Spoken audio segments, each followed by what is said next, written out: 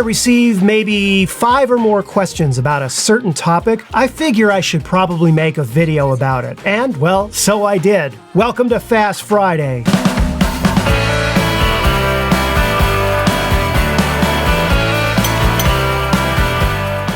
Hi everyone and welcome to Pal to Tech. For some reason, the question of where did the L and the H settings go on the XT4 camera keeps confusing people. So we're going to solve that problem right now. On the XT2 and XT3 cameras, located right on the ISO dial, are the markings L and H. These allow you to specify either very low or very high ISO values that go beyond the camera's native ISO. I have a whole video on this, so if you have any questions on exactly what those little L and H ISO settings are used for, please see the link to that video, which I'll have right down in the description. However, when the XT4 camera came out, the L and the H settings were completely removed from the ISO dial. So where did they go?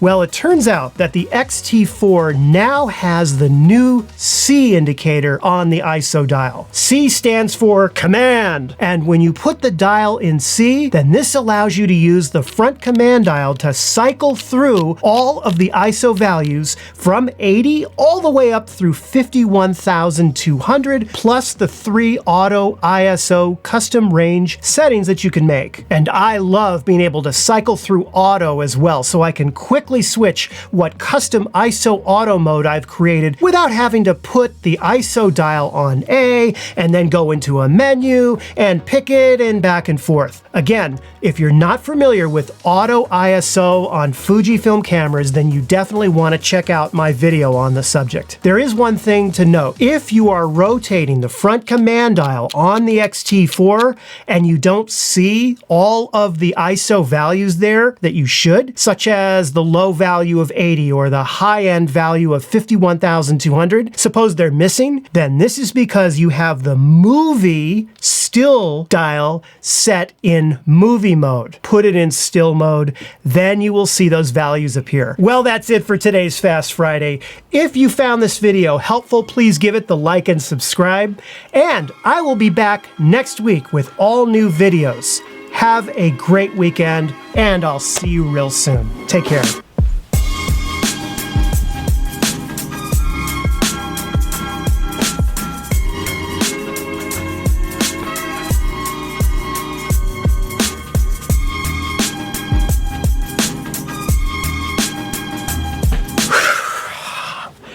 Everyone else is gone.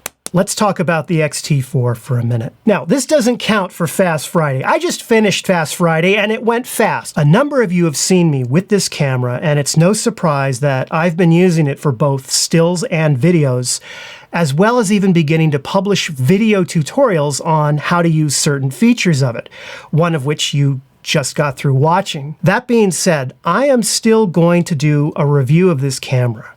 I realize that the YouTube market is already saturated with XT4 camera reviews.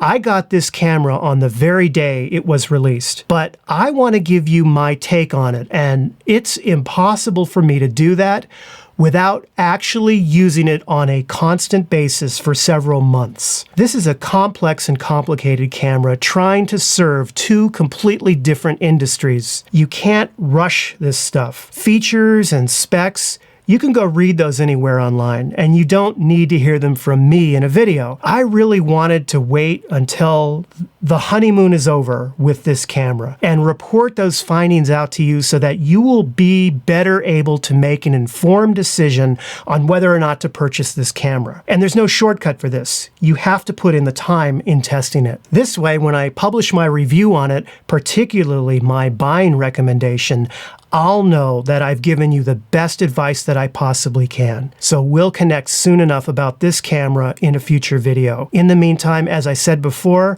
have a great weekend, and I'll see you next week. So long.